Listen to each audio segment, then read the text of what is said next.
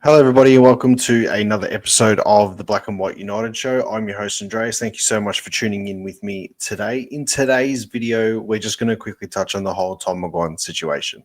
Roll the intro. 0, 1. Let's get started.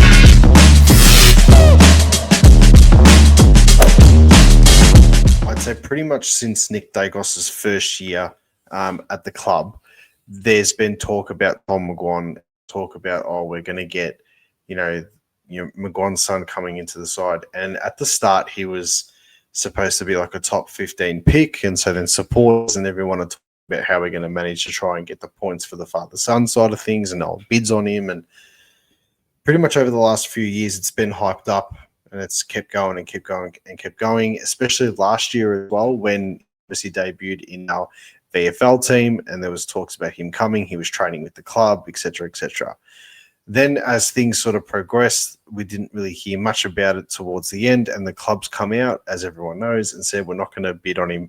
We're not going to nominate him for a father-son, and if there's a spot there in the rookie draft, we'll commit to it. We ended up going with Jess Saxena, which I've already done a video about, which I think is a good choice in the long run that Collingwood's made.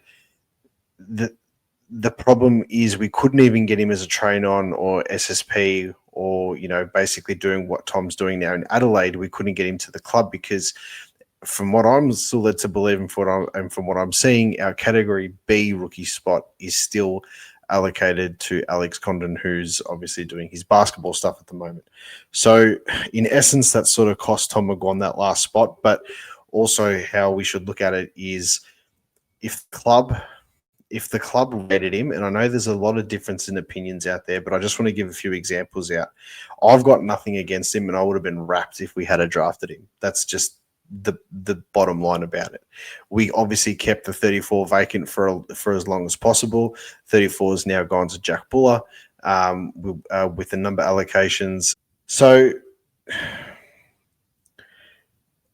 how are we going to go about this as supporters in general? I mean, the only way that I can look at it myself is the club, obviously, we're not renowned for drafting out of the draft young kids and making them into stars. It's not our forte. Our forte is, we'll pluck the Dane Swan at pick 58. We got Pendles. He's lasted 20-something years. We picked up Daisy at pick number 2 or 3 or whatever it was, and back in the day, and, they became Collingwood champions and rah. We've had some pretty good success in the mid-season drafts. But if you look at the father-son side of things, we haven't had the greatest success. We haven't had the greatest success in the father-son side of things, albeit we've probably got the best 2 in both the Dacos boys currently playing right now out of all the father-sons. I do think Heath Shaw was fantastic. Reese was good as well for his time at Collingwood and deservingly won a flag at another club, which he deserved to have a premiership under his belt. Heath was probably the 3rd in line.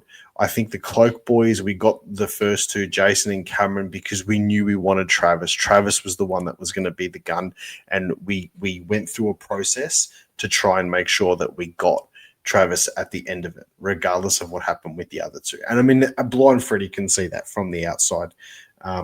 From an outside perspective, from a supporter perspective, that's what they were doing. Now, Heath won a flag. Trav was part of the flag. The Dacos boys have been part of a flag. Let's look at the others. Let's have a quick chat about Gavin Brown's sons, Callum and Tyler. Tyler was set to be this amazing forward, big leaping marks, Callum, an inside mid or a midfielder. Like, he had a couple of good games here and there. I think those boys are more, really good VFL players that probably could take the next step, but consistency in the AFL just wasn't there. And the reason why I'm talking about this is that we've had, some, and there was the other Shaw, I think Braden Shaw as well, that didn't work out with Tony Shaw's son. So we haven't had a really good record. We've been okay in parts, but if the club is being sort of obliged to draft him because Mick McGuan's son, and he's a really good footballer, but the club don't see the spark. The club don't see anything there. The club shouldn't be held to ransom to keep him, regardless of who his dad is. And I'd say the same about the Dacos boys if they weren't much chop. It's a shame because it's been hyped up, but if the club doesn't see it, if the club feels as if it's not going to work, then the club's done the right thing. If and I'll say this, and I know it sounds hypocritical of me, if the club had the category B rookie spot available still, and it was there, well then yeah, put him on.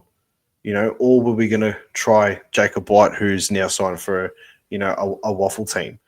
So there's so, because we need to back him in. So there's so many different types of situations and different machinations and all this type of stuff that we could have potentially used. But I just feel as if this one here, the club, if they don't see it at the moment, they've made the right decision. I want Tommy to be on an AFL list. I hope for his sake it bites us in the ass. I hope for our sake it doesn't. But if the club doesn't see that it's a right fit, and they're not just going to commit to somebody for a name. And with that being said too, he's obviously had his chances. He hasn't impressed. So that obviously has to fall back on the player regardless of the last name and of the situation. So I'm going to leave that one there. I'd love to get your thoughts. I know there's people who think, oh, no, it's Mick McGuan's son. You've got to do it. You've got to do it.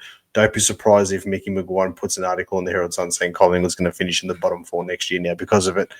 Yes, that's a bit of tongue-in-cheek, but, it is a shame. You'd obviously want him there, but it's just not meant to be, and the club didn't see how it was going to work. They obviously didn't see what they wanted to see in him for it to go down that path, and we chose what we chose, which I think we've still made a good decision. I think either way, with the decisions that we made, everyone. But make sure you drop a comment.